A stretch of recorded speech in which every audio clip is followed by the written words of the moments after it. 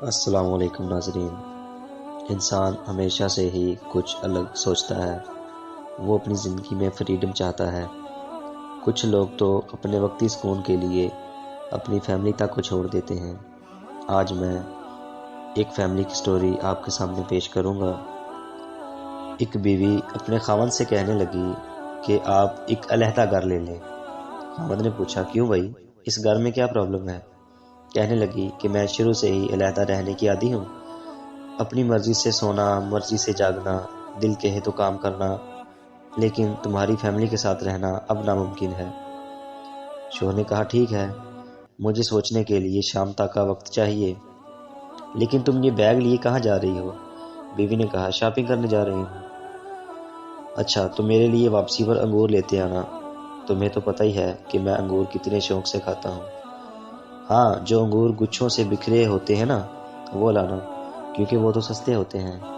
کھانے تو انگور ہی ہیں، کیا وہ گچھوں سے لگے ہوں یا بکھرے ہوں؟ بیوی نے کہا، ٹھیک ہے، میں لیتے آؤں گی۔ شام ہو گئی، بیوی شاپنگ کر کے آئی، واپس آئی اور انگور دھو کر اپنے شوہر کے سامنے رکھ دیے۔ شوہر نے پوچھا، کیا بھاؤ تھا انگوروں کا؟ کہا، 100 روپے۔ شوہر نے کہا، اتنے مہنگے انگور؟ بیوی نے کہا، نہیں بھائی، 100 روپے تو گچھوں والے انگور تھے، میں نے تو جو بکھرے ہوئے انگور تھے 50 روپے کلو لیے ہیں۔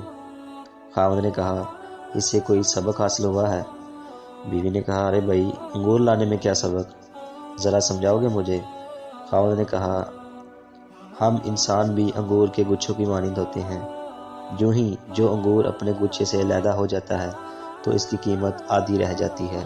اسی طرح ایک انسان جب اپنے خاندان سے علیحدہ ہو جاتا ہے تو معاشرے میں اس کی کوئی قیمت نہیں رہتی۔